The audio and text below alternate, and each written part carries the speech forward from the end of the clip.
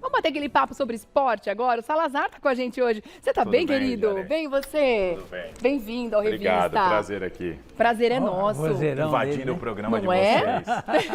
O vozeirão já impõe, né? Sim. É a herança do avô.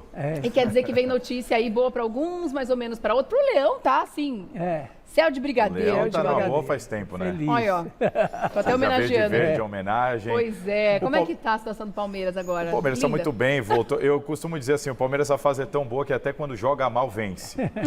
Ontem foi mais Foi ou o caso, menos. ontem? Foi mais ou menos por aí. O Palmeiras encontrou mais dificuldade do que a gente imaginava contra o Cuiabá. Acho que até vai rodar os lances para a gente assistir. Mas conseguiu mais uma vez uma vitória de virada. O Cuiabá saiu na frente.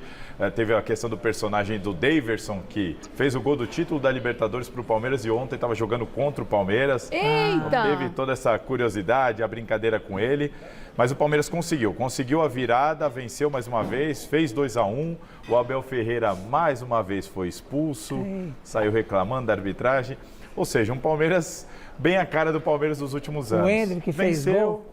E o Abel foi expulso. O Endrick fez gol? Fez gol. O Endrick fez o primeiro gol do Palmeiras, gerou uma polêmica ali, porque a posição dele era duvidosa, mas a gente tem uma nova orientação na arbitragem. Agora a questão do impedimento é um pouquinho diferente do que era até o início desse Campeonato Brasileiro, mas o gol foi legal, foi validado pelo VAR. E é isso, é o Palmeiras que agora se concentra para a segunda rodada da Copa Libertadores da América, né? Lembrando que o Palmeiras vai jogar no Morumbi e não no Allianz Parque. O Allianz Parque vai ter um show de rock. Então o Palmeiras vai jogar no Morumbi contra o Cerro Porteño do Paraguai na próxima quarta-feira pela Libertadores. Tá bom. E o São Paulo perdeu também, né? Perdeu, São Paulo perdeu, São Paulo e Santos perderam, né? O São Paulo jogou fora de casa, pegou o Botafogo no Rio. O São Paulo já é um pouquinho diferente do Palmeiras, porque perdeu, mas não jogou tão mal. A gente esperava um São Paulo com mais dificuldade, muito por causa dos desfalques, né? O Rogério Ceni está com mais de meio time no departamento médico, está ali caçando alguém. Se você passar por ali, eles te pegam para pôr em campo. Mas é só esse o problema do São Paulo? Esse é o mais grave. O São Paulo tem outros problemas para a dinâmica de jogo e tudo mais, mas o que está atrapalhando o Rogério Ceni é a falta de peças. Está todo mundo no departamento médico.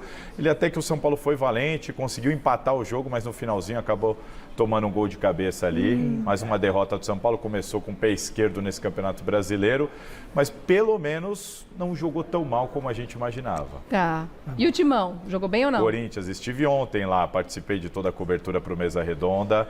O Corinthians venceu o Cruzeiro 2-1, começou com o pé direito importante para o Fernando Lázaro, técnico do Corinthians. Estava muito pressionado depois da derrota na Copa do Brasil. Mas o Corinthians ontem, mesmo sem jogar bem, sofrendo mais uma vez por causa da ausência do Renato Augusto, o Corinthians conseguiu vencer. Abriu 2-0, tomou um gol no final. Então, aquele dramazinho no final, como o Corinthians não gosta, mas conseguiu segurar a O vitória. Renato Augusto seria o Dudu do Isso, São o Renato Paulo. Augusto ele é a principal estrela do Corinthians. É como se fosse o Dudu para o Palmeiras, um pouco do Rafael Veiga para o Palmeiras. Tá. Só que o Corinthians sem o Renato Augusto, o Palmeiras ainda tem outras peças, né? O Corinthians não tem. O Corinthians sem o Renato Augusto é um time que sofre demais. Fica sem criatividade, sofre para vencer qualquer adversário. Enfim, ontem foi mais um jogo desse, mas na base da superação, 41 mil torcedores ali na Neoquímica Arena, o Corinthians conseguiu mesmo assim arrancar a vitória e agora também se concentra para a segunda rodada da Copa Libertadores da América. Ajudou a empurrar o time, provavelmente, né? Agora, todos esses jogos que a gente falou são do Campeonato Brasileiro. Todos do Campeonato Brasileiro. Ontem foi ontem não, né? O final de semana marcou a primeira rodada do Campeonato Brasileiro, nosso campeonato mais importante, são 38 rodadas, ontem foi só a primeira. E o Santos também entrou em campo, né? O Santos, que muita gente diz que esse ano briga para não cair, que a briga do Santos é para não ser rebaixado, enfrentou um adversário muito difícil, que é o Grêmio do Suárez, uruguaio, ex-Barcelona, né? E o Santos até que sobreviveu bem ali, o Suárez perdeu um pênalti, o Santos teve o retorno do Soteldo, que é a grande estrela do Santos, mas também teve o Soteldo expulso. O Soteldo entrou durante o jogo, acabou expulso por uma falta ali, xingou o árbitro e tal, acabou expulso, complicou o Santos. Mas foi uma derrota por 1-0, o Suárez perde um pênalti ali, como a gente está vendo agora.